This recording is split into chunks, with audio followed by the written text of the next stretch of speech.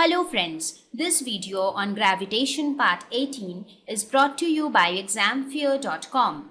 No more fear from exam. Please make sure that you have watched all the videos from part 1 to 17 before going ahead with part 18. Now study what are geostationary satellites. Because when we are studying things about planetary motion, when we discuss satellites, it becomes very important to know at least what is a geostationary satellite. As the name suggests, geostationary, that is geo plus stationary. Stationary means something at rest and geo means earth. That means something which appears to be at rest from earth is geostationary. So a geostationary satellite is a satellite orbiting around the earth in equatorial plane with time period equal to 24 hours. That means these are the satellites which revolve around the earth with a time period of 24 hours. They appear to be stationary with respect to the earth. Why so? Because even earth rotates about its or earth revolves about its own axis with a time period of 24 hours. Now this satellite also rotates around the earth with a time period of 24 hours. Since both are rotating at the same pace, therefore it appears for something within the earth that this satellite is stationary. However, it is moving just because both of them are moving with the same time period. These satellites can receive telecommunication signals and broadcast them back to a wide area on Earth. So this is the purpose why these kind of satellites are used. That is geostationary satellites, mostly for telecommunication signals. Example is INSET group of satellites. These are the group of satellites which are geostationary. That is, they are made to orbit around the Earth with a time period of 24 hours.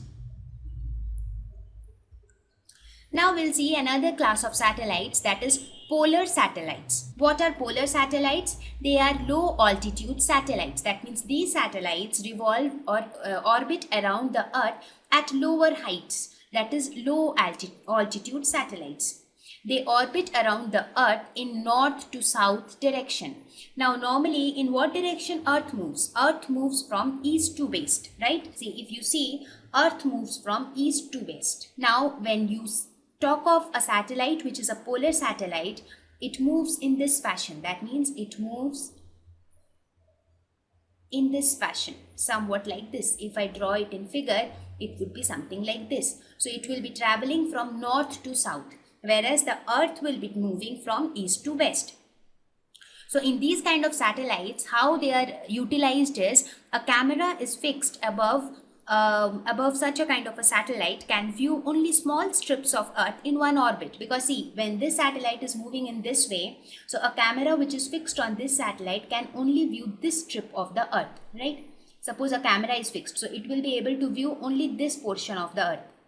Now again, but since the Earth also keeps moving, therefore at each time different strips of the Earth will keep getting viewed. Right? So at one time only one strip of Earth is viewed. So adjacent strips are viewed in subsequent orbits. So these satellites are useful for remote sensing, meteorology and environmental studies of Earth. So these were the two types of satellites, geostationary and polar satellites. Now we'll discuss a term called weightlessness. What do you mean by weightlessness? When I talk of weightlessness, I mean it is the condition that exists for a body when there is no force of support on the body. That means it is a condition in which the body does not feel its weight at all. I'll give you some practical scenarios when we can feel the weight of a body. For example, even if you are not doing anything, you are simply standing on the ground, you can feel the weight of your body, right?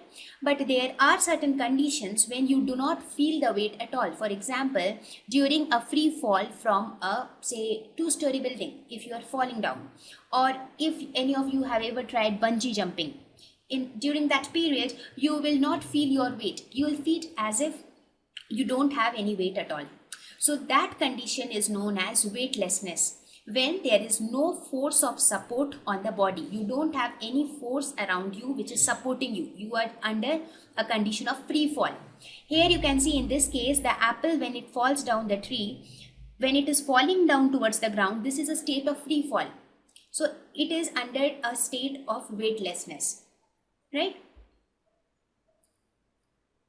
Now we will relate this term. So any free fall of an object is an example of weightlessness.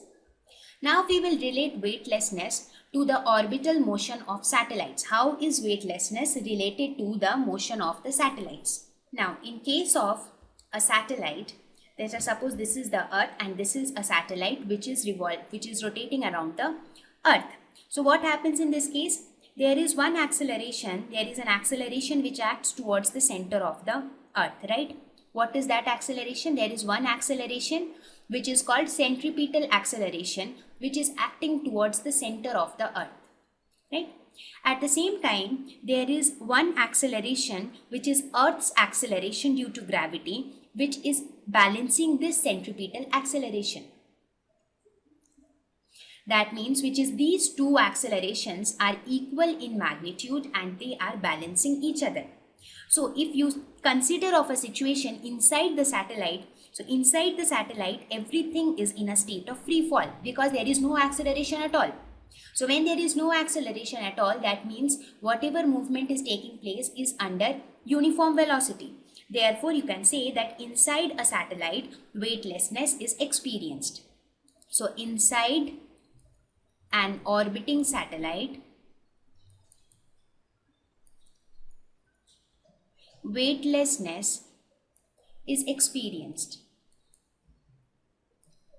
Weightlessness is experienced. Why? Because there is one acceleration, that is centripetal acceleration towards the center of the Earth. At the same time, there is Earth's acceleration due to gravity, which is outward from the center of the Earth. And these two being equal and opposite cancel out each other. So inside the satellite, everything is in a state of free fall. Now that we have discussed almost all the topics related to gravitation, before ending the chapter, we will look at one or two numericals just to get a feel of the entire chapter. Thank you. Please visit examfear.com to watch free educational videos, try free online tests, get the best quality study materials, study from the best tutors and mentors, and much more. Thank you once again.